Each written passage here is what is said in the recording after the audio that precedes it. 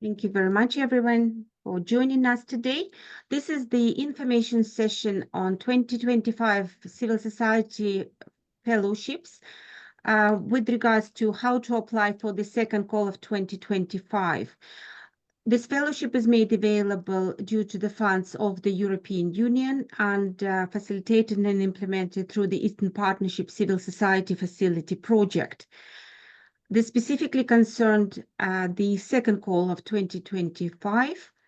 And today we will cover the following points. So first of all, we will explain the two types of fellowships and help you understand which one is the best one for you.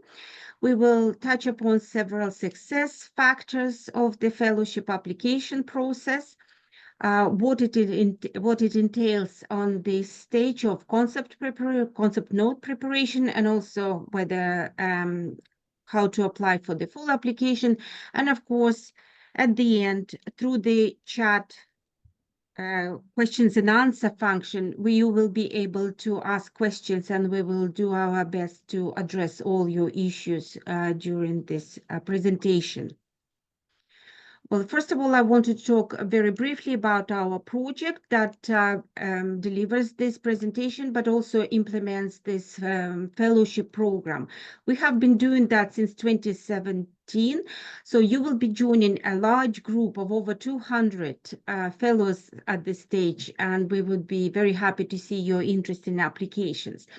So the Eastern Partnership Civil Society Facility Project aims to strengthen the role and increase the capacity of civil society organizations as well as individual activists in the Eastern Partnership region in order to engage in policy-making process and policy dialogue, promote reforms, as well as public accountability, and as well as foster local democracy, local development, and of course, engage citizens in public debate.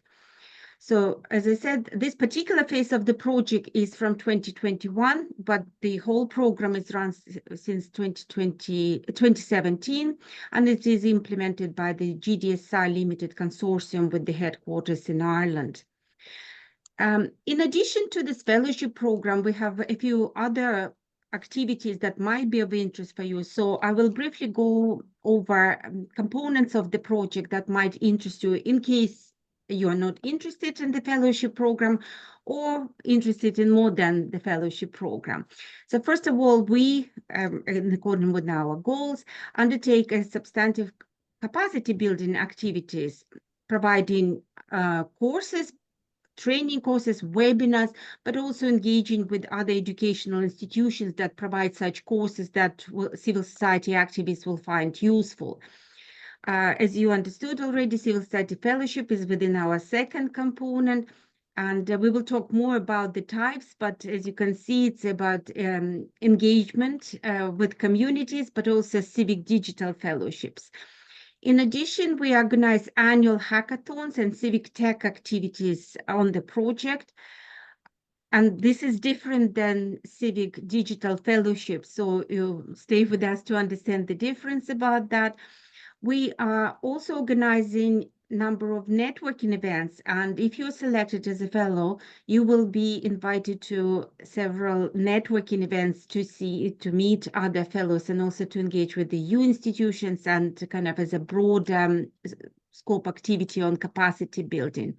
We also help European delegations in the Eastern Partnership countries on various ad hoc supports to better serve the needs of the civil society organizations and activists in their countries.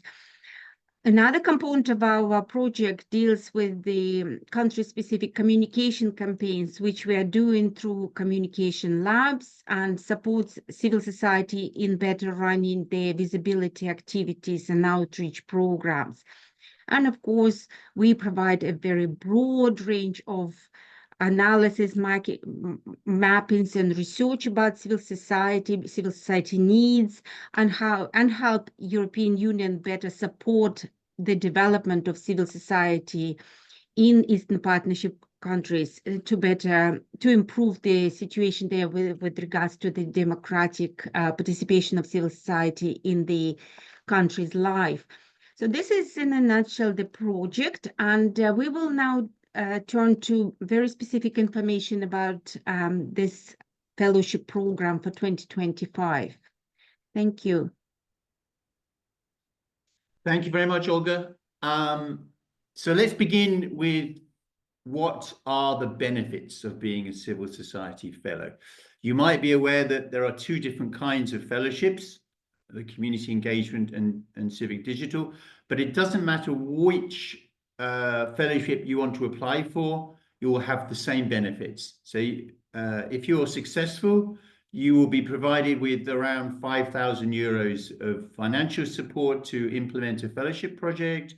You'll benefit from training and coaching and the networking that Olga has mentioned. And of course, you'll be joining our alumni of fellows and being able to network with them. But if you're not so familiar with these fellowships, you might want to decide what's the right kind of fellowship for me in terms of what are you thinking of as a project idea for your fellowship? What's your background? What do you want to change in your community? I'm going to talk a little bit about the community engagement fellowships first. If you're a potential community engagement fellow, it means that you're somebody who really wants to lead some kind of positive social change in your community. And there are lots of different ways in which you might be able to do that. Perhaps you want to use your fellowship to engage in policy making, whether that's at the national or local level. So maybe you're an advocate or you're supporting a particular vulnerable group in your community and you want to advocate for changes on behalf of that group. Maybe it is that you want to use the fellowship to collect some local evidence which can then be used in some kind of advocacy. So, for example, you might want to better understand the needs of particular groups in the community. We've had fellowships recently that have looked at the needs of displaced people, of refugees. So they're examples of what kind of research you might do as part of a fellowship. But I would stress that these are civil society fellowships. They're not academic fellowships. So it's okay to want to undertake some research within your fellowship, but you would also need to have some kind of activities to advocate for the changes or the recommendations which might come out of any research that you do. You might be interested in monitoring public administration, for example, monitoring the budget of your local municipality. This will be another good example of a community engagement fellowship. It might be that you have an interest to do capacity development, and we have had many community engagement fellows who do this. So if you have an interest to build capacity of particular groups, recently we've had fellows working with young women in rural areas to engage in business activities. We've had fellows who build capacity for mentoring. It might be that you have an idea to improve, use your fellowship to improve accountability of civil society organizations or to help civil society organizations better link to their constituencies. These again would be good examples for a community engagement fellowship. And also we've had fellows under the community engagement type of fellowships who've helped to bring civil society organizations together, to work together, to network. So these are all examples of community engagement fellowships. So if you have a plan to contribute to this kind of change, then you should select the community engagement fellowship as the type that you want to proceed with. However, if you are thinking more on the lines of wanting to create a technical solution to an issue in your community, then it's likely that you should be choosing the civic digital fellowship option. And to learn a little bit more, Ira is going to tell us a bit more about that. Thank you, Simon. Hi, so my name is Irina Velska, and it's like all my like my colleagues, I'm also a part of Eastern Partnership Civil Society Facility Project, and also been working there since 2017. So here I'm in charge of our civic tech activities, including the hackathons and including the fellowships. So if you consider applying for the Civic Digital Fellowship, you are most likely one of those individuals who believe that they know something, they've got some skills, so that there is an opportunity for IT products and IT solutions to improve the situation in the community or in their country.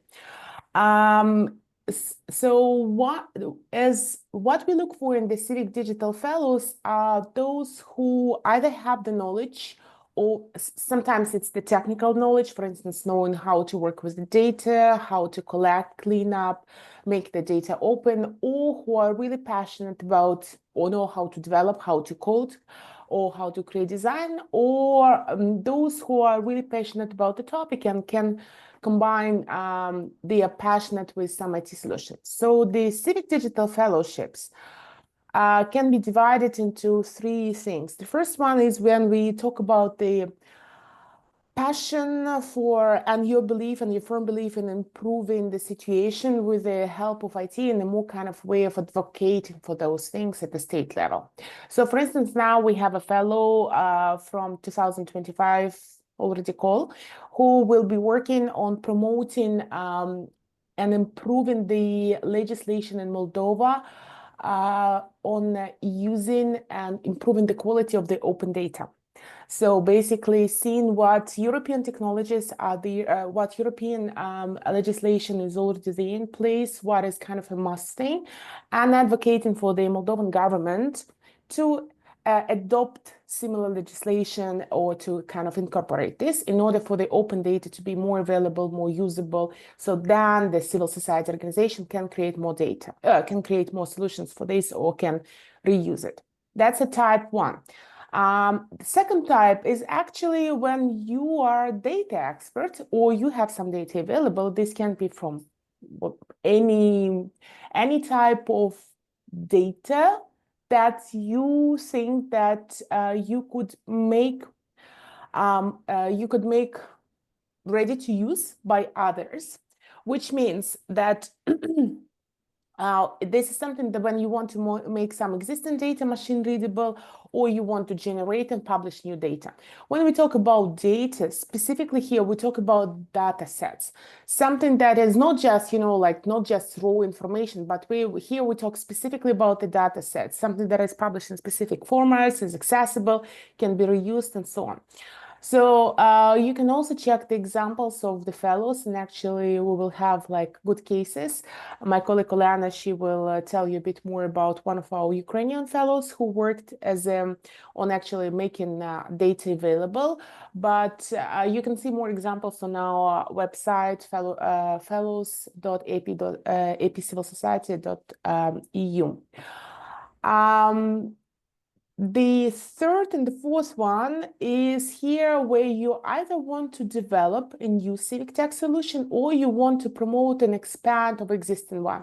And here we talk, first of all, and when the main deliverable of your fellowship action will be an civic tech solution or IT product. And we should understand, so some of you will be working on community engagement, for instance, and you will prepare a landing page or something else. When it comes to civic digital fellowships, we talk specifically about the civic tech solutions, which means IT products that respond to one of the specific needs in the society, in your community, in your society, have very active user system interaction.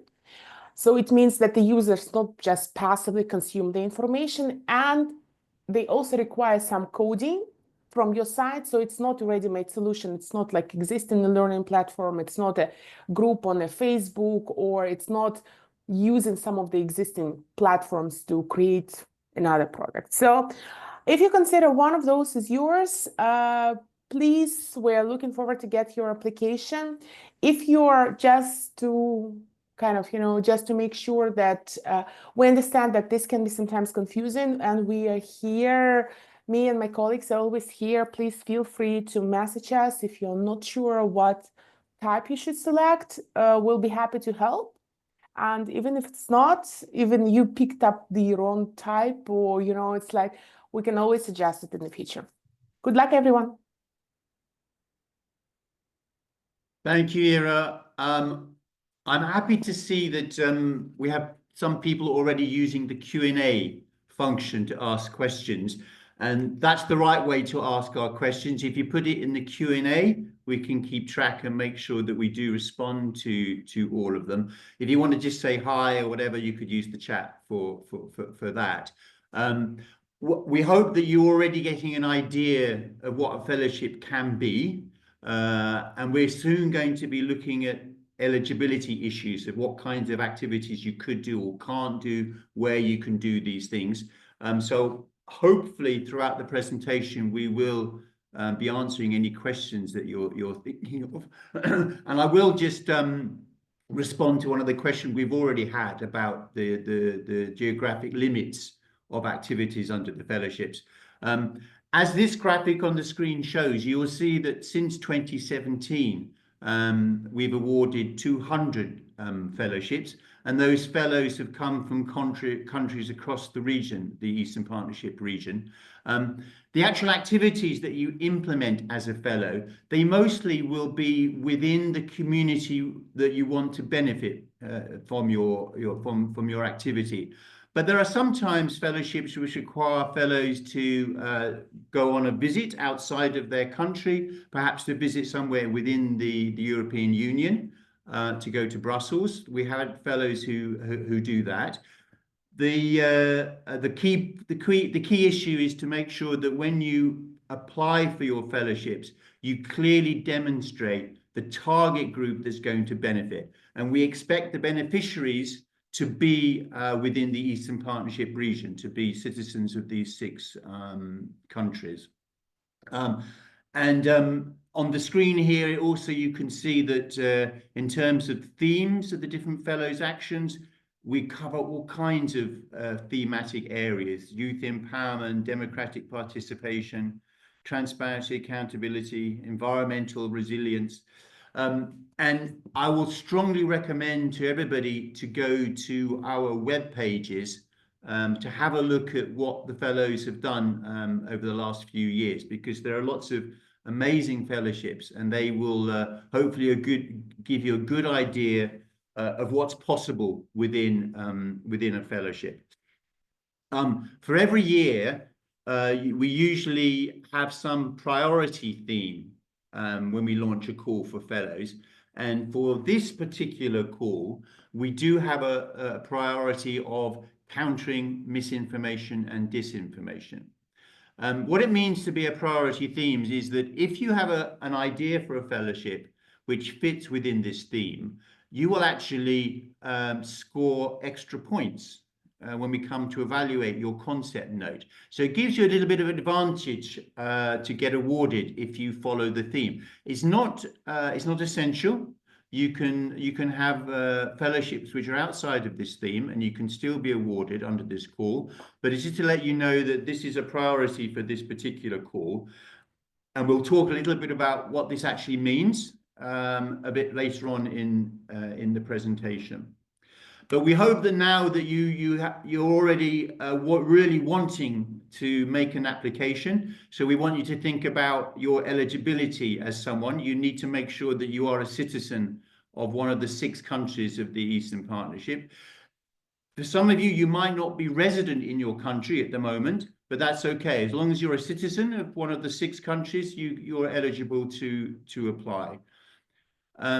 The fellowship scheme is regional, so we use English as the working language whenever we bring fellows together.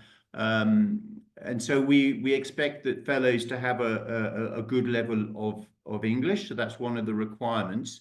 And if you're successful to pass the concept note stage, you are required to submit evidence in the full application to demonstrate your level of good English. You have to be 18 years old or older to be eligible for a fellowship, but there's no upper limit. And you can't be a previous fellow. So if you're already a fellow, you know you can't have a fellowship twice. And I think probably here, most importantly, you need to be able to demonstrate to us that you have a proven track record in activism. And we want you to have a really good idea for making change happen in your community. And I mentioned that on our web pages, we have lots of stories about the fellows to kind of inspire you. But we have two other colleagues in our team who are themselves fellows. And who want to give a few examples of successful fellowships within the countries where they coordinate their fellowship. So, Olena, I'm going to hand over to you first. Hi. Yes, my name is Olena Medvedenko. I'm regional liaison for Ukraine, Moldova, and Belarus, and I'm a fellow of 2018 cohort. So I would like to give you some examples from our civic digital fellow Alexei Moroshak from Ukraine and Kristina Berlinshi from Moldova. So for their concept notes had a lot of in common. For example, they proved, yes, really the track of their activism and activities. So Kristina was working previously with NGOs in Moldova, and her project was all about raising capacity of these NGOs. She mentioned what number of NGOs she's going to work with within the fellowship and what she are going to achieve as a result of the fellowship. For example, Alexei, he was working in the field of ecology, and it was proved in his CV. And he proposed to work on collecting data of flora and fauna in specific region of Ukraine. So it wasn't all about all the fauna in Ukraine, only specific one. And he clearly explained why he's going to do it and what he's going to achieve. And the same, please do not skip the line where you should mention nomination person who is nominating you, because sometimes our applicants skip this information, and it's important. Both of these fellows, they mentioned who are nominating them and what NGO they are presented.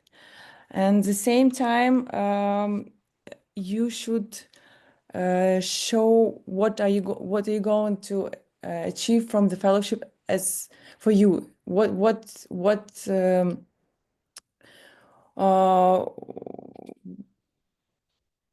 goals what you acquire more,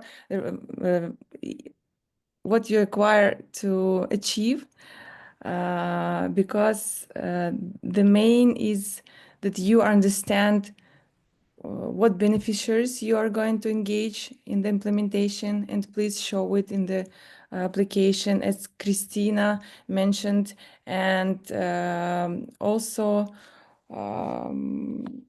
show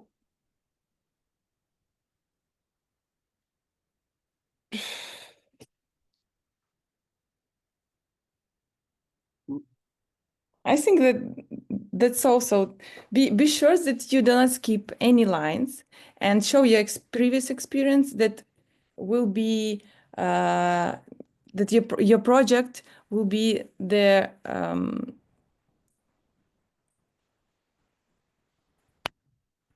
Beneficial, yeah?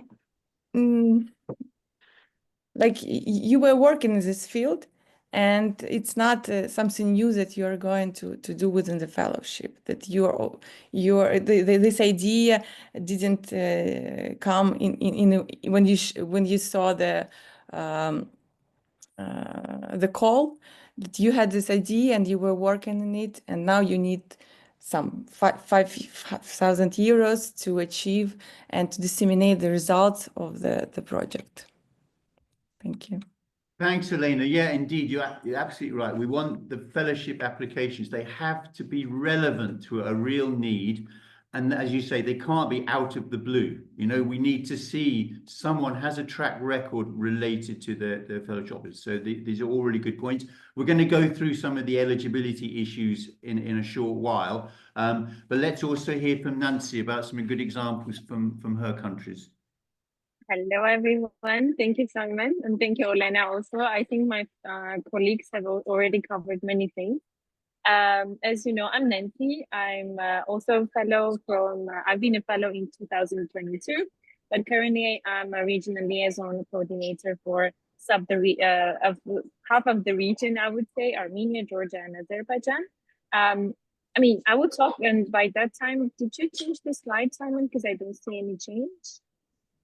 If not, it's okay. I would just talk at the same time. So yeah, I was asked to present myself as a success story, but I assure you we have many success stories, because every year that we have fellows, they have amazing projects. However, as my colleagues have mentioned, we need to focus on something that we are dealing with. For instance, in my case, I had my former organization, and we could deliver a guidebook on how to be a mentor. And we delivered this guidebook in Armenian, in English. And similarly, Ketevan, my fellow kind of, my fellow colleague 1 year after me, she is from Georgia. She also delivered a study report on inclusivity of arts people, how to find a job and how to fight the social injustice in Georgia. So I kind of would say that we have commonalities in our both projects, but many differences as well, because we're coming from different backgrounds. However, our projects are connected, are tied to our backgrounds very much. Our backgrounds are connected to our project, or vice versa.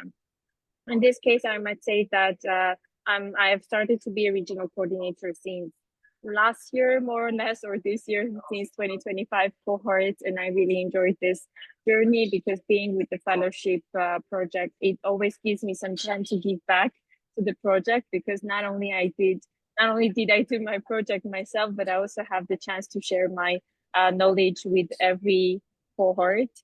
So we're looking forward to your applications, and let me know if you have any questions. I'm always there for you, and ask us as many questions as you can.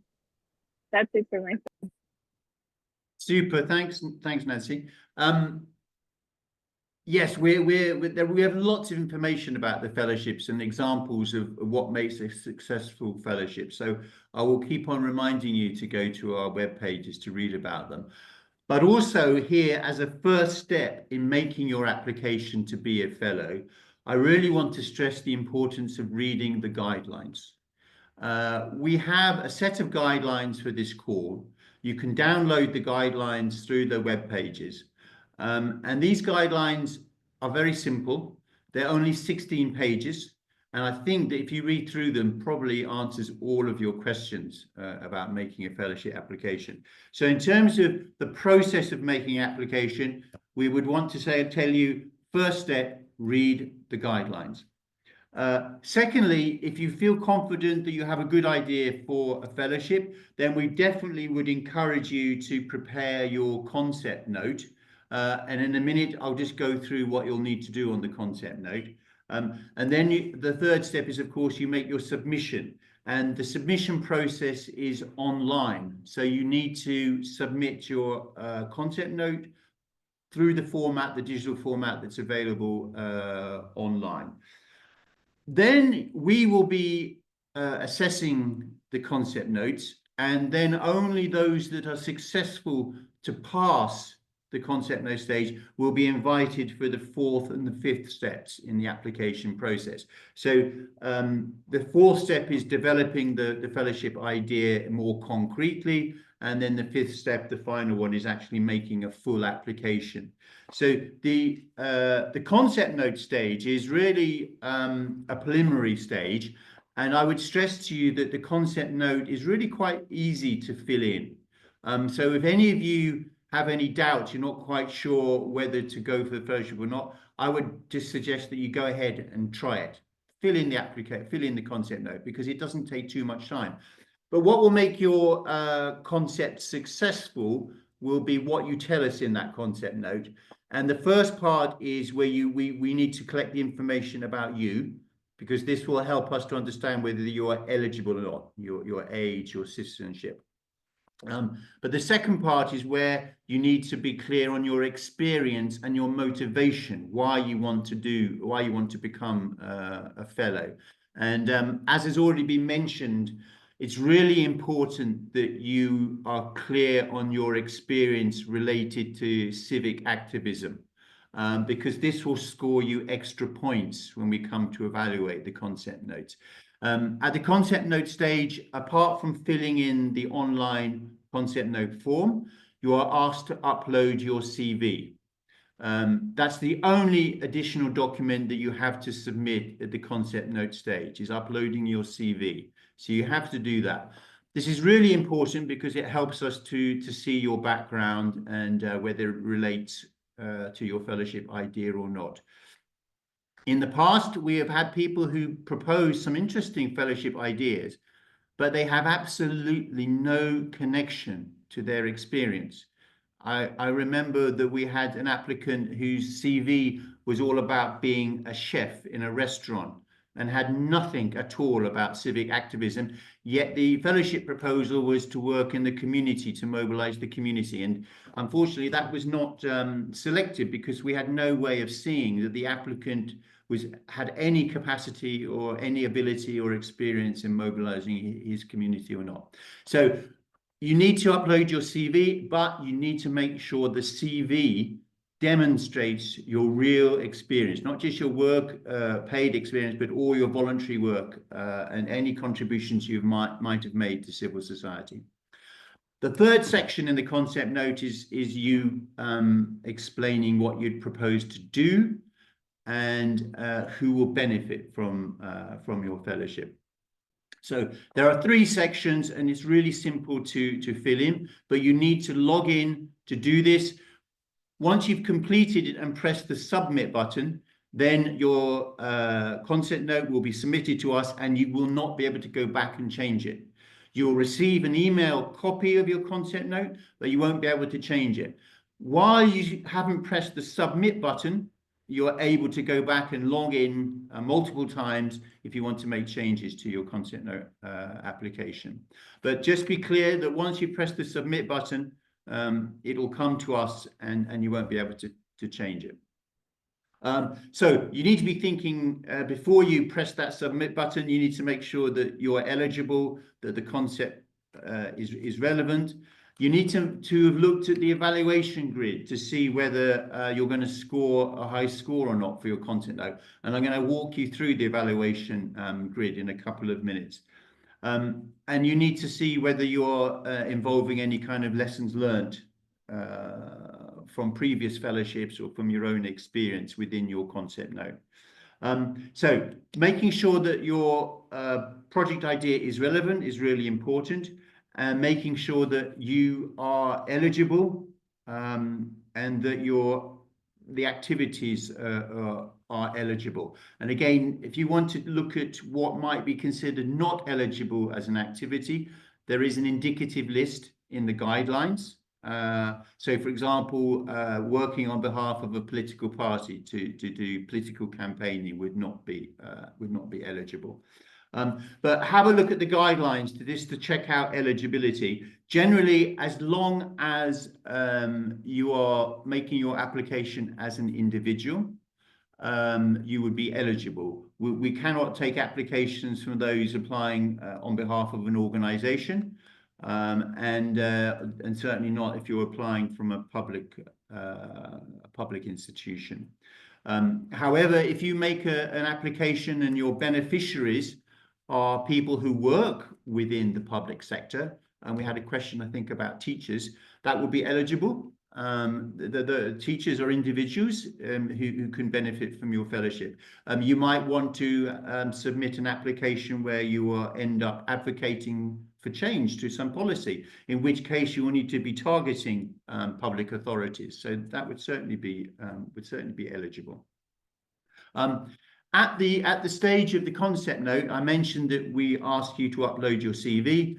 We don't ask for any other documents, but if you're successful at the concept note stage and then asked to make a full application, during the full application, you do have to submit supporting documents. You do have to submit a reference document.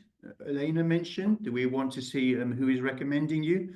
You'll need to submit your proof of your language, any other certificates that relate to your experience. This will be important in terms of the full application. And again, in the guidelines, you will see what will be requested of you in terms of supporting documents. But you will not reach the full application stage if you are not able to submit a successful winning concept note. So in the guidelines, you will see that there is an evaluation grid. And this evaluation grid shows you that when the evaluation committee reviews your concept note, that evaluation process will be conducted against this grid. And you can see that there's a total of 18 points available. You need to have at least 12 points in order to go through to the next stage. So you need to make sure that you need to guarantee that you can get at least 12 points. But it's a competitive process, that the more points you get, the more likely you'll get through to the full application stage. So you should use this grid to think about what you're putting into your application and to think, am I going to score 3 points for each of these items? You know, we've received applications where people just hardly provide any information, very short responses on the concept note. When you do very short responses, don't complete the application form, you're unlikely to score maximums. So use this grid wisely to help you to direct yourself. The last point here is that if you are making an application that fits the priority theme, you will be getting some additional points for your application. So for this call, the priority theme is countering misinformation and disinformation. And here on the screen are just some indicative actions that you might want to do under this theme. So the list of indicative actions is not exhausted. So there might be lots of other ideas that you have which are not on this list, but this is just to give you an idea of what we might be looking for in terms of a fellowship on the theme of countering misinformation and disinformation. So it might be that you want to help some civil society organizations to build strategies to protect against misinformation and disinformation. Maybe you want to work within your wider community on building up resilience. That might be through doing media literacy or awareness raising campaigns. You might want to support networks of organizations who are fighting against misinformation and disinformation. You might have an idea and understanding that there are particular vulnerable groups in your community who are most easily targeted by misinformation. So that could be a subject of a fellowship. You might be interested to come up with particular design solutions to help counter misinformation.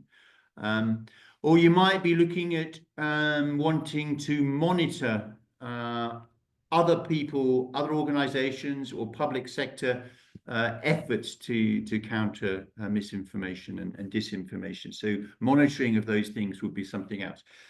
So this is just a few ideas. As I say, it's not an exhaustive list, but it's just to give you an idea of what we mean by the priority theme for this call.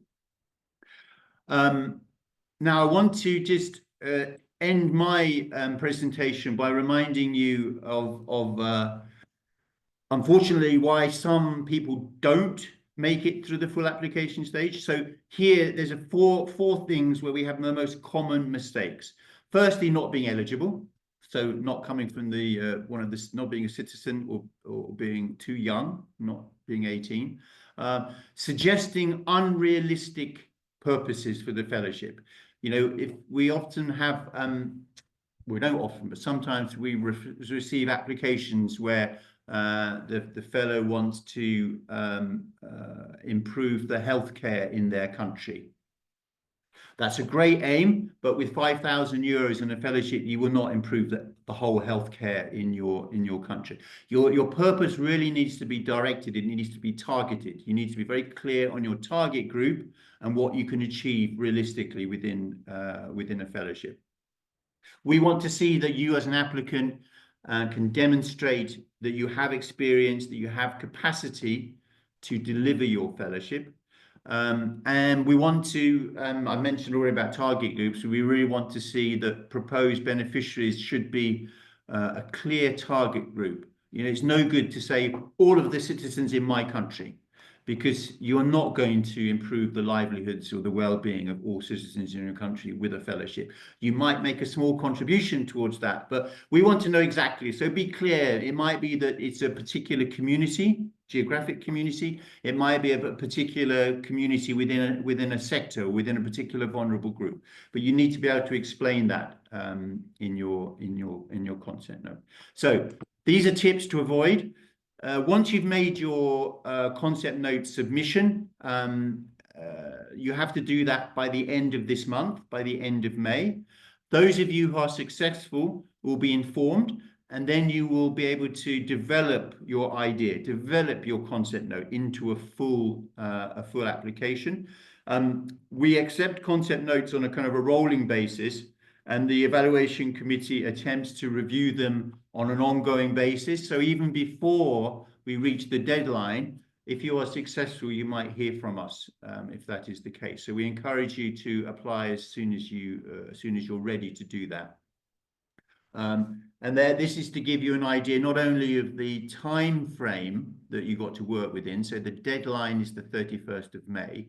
But also for you to understand that by the 15th of July, that will be the deadline for submitting a full application, if you are invited to do that. The awarding of the fellowships, we hope, will be done during the month of August. And therefore, the fellowship projects we expect to be implemented from September onwards. So this is important, because if you have some idea of activities which link to particular dates, you have to think about this. So, you know, if we won't be able to support you to do any activities during this summer, because you will not be awarded in time. So make sure your implementation will begin from September. I think that I'm going to come to an end, because we've got quite a few questions in the Q&A, I see. So the first one is about the geographical restriction of the project implementation. For instance, I would like to engage with the local community in my native city of Kharkiv, Ukraine, with a community neighborhood festival. And a similar question, is it sufficient for the project to be related to communities having consequences for or do they need to have consequences for anywhere in the AP region? So what is the geographical, you know? So yes, the community that was suggested in Ukraine, that sounds perfect to me. That would be the kind of target group that we would be looking for. You have to make sure that the beneficiaries of your fellowship are likely to be within your own country, and they're most likely to be within your own community. But we know that there are citizens who are outside of these countries, and maybe they will be able to benefit as well. But really, if you look at the guidelines that we have, it explains who the beneficiary should be for a fellowship. In terms of activities, I think I already mentioned that on the whole, the majority of eligible activities for a fellowship will be within the region or within one of the countries of the Eastern Partnership.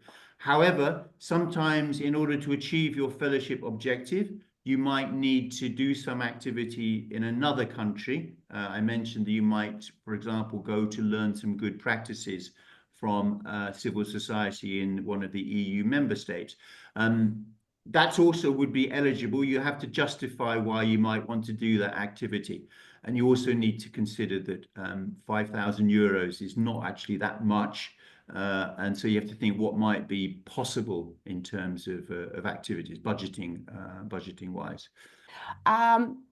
There were a number of the questions, Simon. For instance, like if it is like, you know, do a research for young teachers in Armenia that you were already asking, training for sustainable jobs and issues related, and so on. So where people were asking about the types of activities and basically trying to identify the fellowship eligibility based on the type of the activities, what would be your advice here?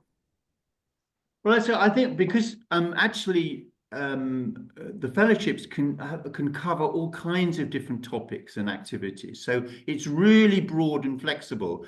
And I would say that from these kind of questions, I would just encourage those asking them just to make an application, because I think they're going to be eligible. What you need to think about is who is going to benefit from my fellowship.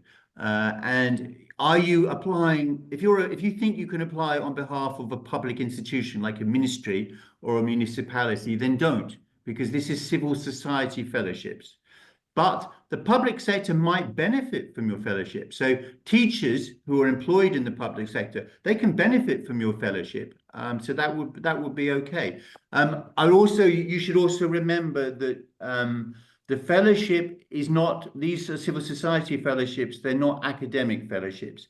So if you make a suggestion of doing some research, which seems to be purely academic, you are unlikely to be successful.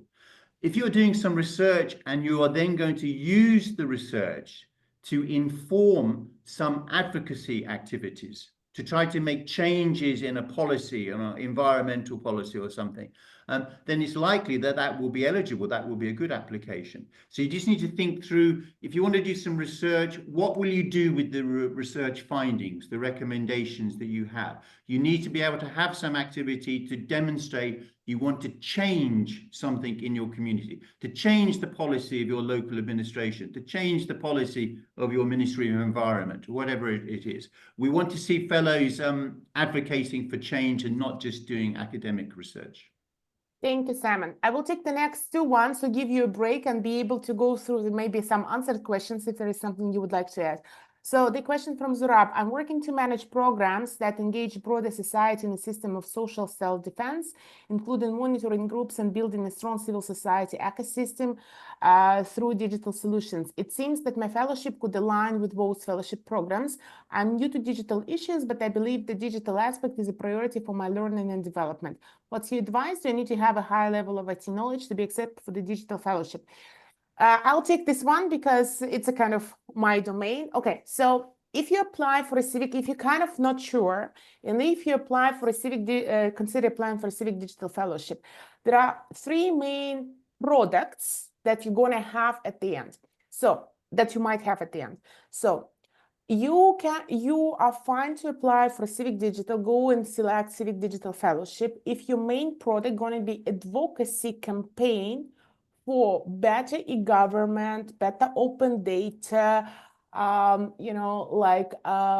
adhering to the European standards of GDPR protection, something high level. So if that's your advocacy, if that's the final product of your of your fellowship. B, if the final product of your civic digital fellowship is a data set that you're going to publish in a specific data format, then you're a civic digital fellow.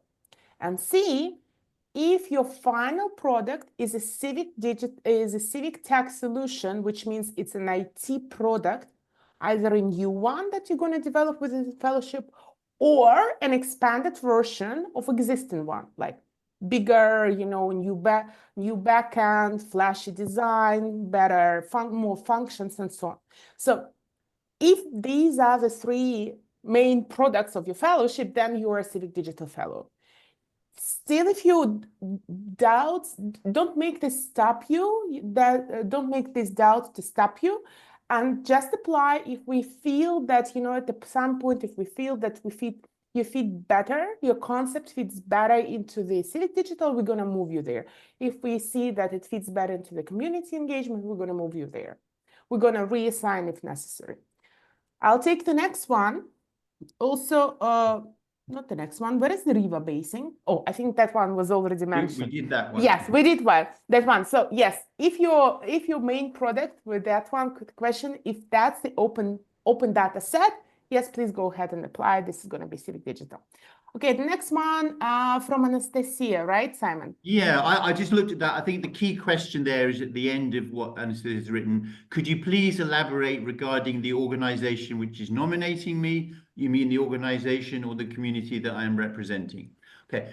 At the stage of the concept note, we don't ask you to upload any recommendation letter or reference letter, but we do at the full application stage. The reason we ask for this is that we need to be able to check who you are. We need to be able to check whether it's true, the experience that you claim to have. So sometimes we follow up with references to check on the applicant, but a good reference letter makes us feel comfortable that you are who you say you are.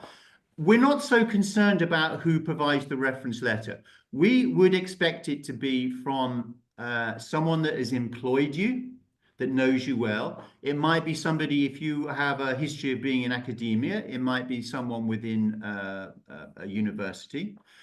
But most of the reference letters we receive are from the directors of civil society organizations or project directors. So people who have worked with you in some kind of area of activism. If you're applying for a Civic Digital fellowship, it could be someone that has worked with you in terms of your IT skills and knows your history of coming up with tech solutions. So we're not so strict on who the letter comes from, but we do require it. We have to be able to check who you are and whether what you say is true. So I think, Anastasia, I hope that answers that question. Thank you, Simon. I think the next question goes to Olga. Olga, this is a question about exceptions of the rules on the citizenship of the applicants. Yes, I was planning to answer that. Unfortunately, I mean, we feel for you, right? And obviously you've been active and even managed to get a refugee status in the European Union for this activist in favor of Belarus. Unfortunately, we cannot accommodate that because the citizenship requirement is the first one, unfortunately. Okay. Thank you, Olga. And I will also ask you to take the one, not the next one, but the one below about the requirement on the knowledge of the English language. When the person is like grieving. Yeah, so the English language in this particular fellowship will be very important. Even though at the concept note stage, we do not ask you to provide proof of your level of English. It will be required at the full application stage. But more so, well, first of all, we will accept at that stage, we will accept all sorts of various kind of proofs, right? There is no one unified. You can provide various from previous kind of education in English, or even if you are teaching in English, or various kind of proofs, apart from the usual, like testing center certification in English. However, for yourself, it will be very good to know and understand that you will be able to participate in these activities, communicate with our mentors, and engage with other participants through English. So from the most important point of view, you have to be sure in your level of English, regardless of what kind of documents are provided, because you will just not be able to, first of all, implement it properly, to benefit from this program, but also all reporting and various documents and everything about this to complete it successfully also depends on your level of English. Thank you, Olga. There is a similar question. I don't know, colleagues, who you want to, Simon or Olga, where you want to take this. Do you fund parts of bigger projects? For example, certain legal steps within a complex Belarusian crimes against humanity case? No, unfortunately, we won't be able to do that. As we also mentioned, so this fellowship has two kind of main purposes. One is this individual development of the fellow, right? So we are trying to facilitate building you as a leader. And the second one, it has to benefit the community or some community within your country, or if you're abroad, for example, community of expats from your country, or even if it's in Europe, for example, European people should know more about if it's misinformation, disinformation, right? So we could not, if it's a very big other project as this very serious one that requires this, we will not be able, and probably €5,000, which is an average fellowship size, would not contribute that dramatically to such a serious contribution. However, if you want to inform, for example, if you were part of such big project and want to inform wider community about that, or some kind of make conclusions or make it advocacy campaign about the findings or what's going on and something like that, it is possible. So it depends on how you frame that, but there will be no contribution towards already existing project in implementing it. Also, if I may, there were a few questions about if people can apply on behalf of organization. We already replied, no, it's individual, as I said, right? So organizations cannot apply. However, organizations can support an individual from that organization to apply if there is an interest sort of as a capacity building. Also, there was a question, right? If there are two people can apply from the same organization, and this is okay, but they cannot have only one project between them. So you can't have one project for 10,000 kind of in this way. They have to be unique projects, and they have to be quite different, because if they are the same project, at least one of them will be rejected if they're completely coinciding with this. And that's why we, while reviewing the existing or previous fellowship projects, we don't recommend that you copy it completely and do just the same thing again, right? Because I mean, we're trying to maximize, and that's why these topics are different and the main themes are different and so on. So try to be more creative rather than just copying some other previous projects. It doesn't guarantee you to be elected or selected this time. Thank you, Olga. Simon, I would like to take some of the easier questions before we jump into more complicated one. I see there is a longer one, more complicated, so maybe we'll take as a few easier one. So just to remind Marina, your question, can I apply it if I'm a freelance journalist in Armenia? Just to remind you, it's for activists. So, and there is a question in the concept note, what you consider a big achievement in your professional, when it asks for your activism life. So it's not about your biggest achievement, as Simon says, in any other sphere, but what you consider as your biggest contribution to the community. Your activism doesn't have to be connected with the registered civil society organizations. It can vary. It can be a group, it can be an initiative or whatever, but we are looking to support activists, not journalists. And with this, Simon, a very similar question here. If you say that academic applications do not fit the framework, then strictly speaking, the journalistic projects do not fit either. Proper journalism is not and should not be an advocacy. Otherwise, it's not journalism then. So there is some inconsistency then. Sure, journalism is good to be used for advocacy purposes, but it stops being proper journalism then. It's a problem. Would you comment on this? Yeah, I mean, it's an understandable question or comment, but we'll just again remind everybody, but this is for civil society activists. We are not a project supporting media and journalism. There are other mechanisms, there are other interventions, there are other programs which support media and support journalists.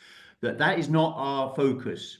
Our mandate is to support activists in civil society. And for this call for the fellowships, we have a priority theme of misinformation or countering misinformation and disinformation. And there are so many ways in which activists can be involved in that. And you could be a journalist that you want to contribute to that process and be active in civil society. But we're not directly supporting individual journalists to work on that. So, and I think that this is probably also another question. There's a question about, I'm interested in making media project to resist disinformation, but I'm not interested in the fellowship networking. That's the answer. That's the answer. I'm sorry. I mean, it's great you want to do that, but you need to look for other ways to get your support from a media program and not from us, because one of the important parts of the fellowships is the alumni, is the networking, is the solidarity between civic activists. So, so unfortunately, yeah, we're not right for you. Okay, Simon, a very simple question about if I work in a specific sphere in public administration, a government organization, and going to submit a note in that very sphere, will it qualify or will it not? Well, we know that we have a number of fellows who are civic activists, but who have a daytime job of working in the public sector. Many activists work on a voluntary basis and have other jobs to pay the rent and to buy food. So we accept that. So you could be working for the government, you could be working in the public sector, but you can also be an activist, and you could apply to be a fellowship. But what you couldn't do is to make your fellowship application as if you are applying on behalf of a public institution, and that you're just wanting to use the fellowship to benefit only the public institution. We would need to see you in terms of your activist role and how your fellowship outputs, what you achieve from your fellowship, would benefit a particular kind of target group. And we would hope to do that would be kind of within the community. So we already had one question about doing some work around supporting teachers. That's a good example of where you could be working within the public sector, but you make your application as an activist from civil society, and you hope that your fellowship project would support and help a particular group of teachers, which is okay. I mean, after all, there are plenty of organizations that represent teachers, which are a really important part of civil society, the unions of teachers, etc. So there we go. I hope that answers that. Mm-hmm. Thank you. I also wanted to point out, if I will take this one. There are a few there inside, but also when you're developing, just wanted another note. When you're developing your idea about the action, the fellowship project, try to think also, and we understand that the amount is not as great, but try to think how it will live beyond this project, right? So if it could bring some kind of more long-term results. Okay, so and in this connection, I would like to take this question. This is if the idea is to produce a video blog. It's about against propaganda or disinformation potential project, or video program, primarily published by the or to be published on YouTube. So do you have an expectation with the size, age, other parameters of the audience? Well, we don't, right? Because you have to decide what you can achieve. What do you imply when we talk about online video projects dealing with this any specific type? Again, if we told you now, it will be our project, not yours. So you will have to think about that, I'm afraid. How regular the outcome is supposed to be. Again, you are growing as an activist and you are trying to bring benefit to the certain group of people. So you will have to decide on how often they would be willing to read this output and so on. And does the idea on misinformation means that the project should be always the kind of immediate criticism when you point out to inconsistencies in the original? I mean, this is only one idea how you counteract misinformation or disinformation, right? The current event, and you comment with some to point out to what is, and it's happening all the time. Like YouTube is full of this, and this is good. But maybe you might think about some kind of educational, so people do not really, after the project, need you to every time to point out. Maybe it will be better sort of teach people to do it for themselves, as an example. So it will not be always a kind of project that you're talking about. So not necessarily this is the only type of project, how to do it. Okay, I hope that's clear what I was trying. Mm-hmm. Simon, if you don't mind, then I'm gonna wrap and then pass to you to wrap the whole thing from my comments, you know, like, dear Rol, what you kind of consider, what I see from the questions is that many of you somehow really concerned now and can't really concentrate on like specific activities, your eligibility, you know, like eligibility of the documents proving your English, or, you know, some like inviting, here I see that somebody still use the chat, inviting specific instructor, you know, expenses. this is not what you need to concentrate on when you prepare the concept note. Your concept note is the first stage, you know, before you go there. So the level of deliberation right now should be at the level of proving to the evaluation committee, to the assessors, that the problem you want, that there is a certain problem in the community, in the society, in your country, in your hometown, in your village, whatever you define, but you really know who has the problem, what the problem is about, and that you actually have an idea how to address this, or at least how to contribute. I mean, we understand there are some of the issues you can't solve, like accountability of local authorities. You can't solve it with a small project. This is what Simon said, let's be realistic. But at least you have an idea how you can improve the situation or contribute to the general perspective on improving this. And that you're with your fellowship action. And this is exactly what, you know, it's like 3 questions in the fellowship, in the concept note form, that what problem you want to address and what do you expect to achieve at the end, that you need to answer to us, that you need to answer and to prove. And the other question is that you have the competences and you really know how to do it. So once you concentrate on this, preparing your concept note, you're going to be fine. And Thank then you. you can elaborate on the activities. Yes. And I would wrap up by going back to what I said earlier on in our presentation, the importance of read the guidelines. It tells you lots of things. Go to our website, see what fellows have been doing over the last few years, see the examples, what's possible, what's not possible. And the concept note is itself really quite a simple thing to complete. So I would also just encourage you to have a go. I mean, open up, log in, have a look at the concept note, see what you need to do to fill in the concept note and send your ideas to us. I would encourage you just to have a go. We will be, in a couple of days' time, we will be sharing the recording of this webinar. So I think some of you are asking about getting a copy of the presentation recording. It will be available on our web pages. There are kind of some tips about making an application and responses to frequently asked questions. So I would check our social media and check our web pages to have a look at that. And we have one last question. Two. Yes, I think I will two, take the actually. one. I will take the one in the Q&A if you don't mind, but could you please take the one in the chat about the instructing program and the follow-up, Simon? In the chat? Yes, in the chat, please. I don't see anything From in my Dachi. chat. Okay, can I invite, for example? I can take that if Thank you want. Olga. Yeah, so the question was follow-up to the question that Irina was answering.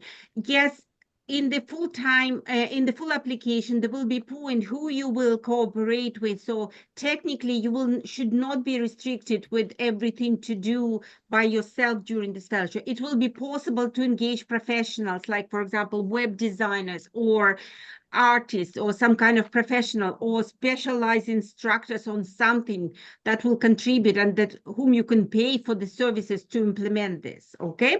However, it should not be the biggest part and it should not be kind of the main part just to engage somebody who will do something, because it will be scored very low on how you benefit from that as a fellow as well. Okay. So this have to be weighted quite importantly. But in principle, yes, it's possible to provide specialists, because we don't expect you to be specialists in all areas everywhere. Thank you, Olga. Thank you, Simon.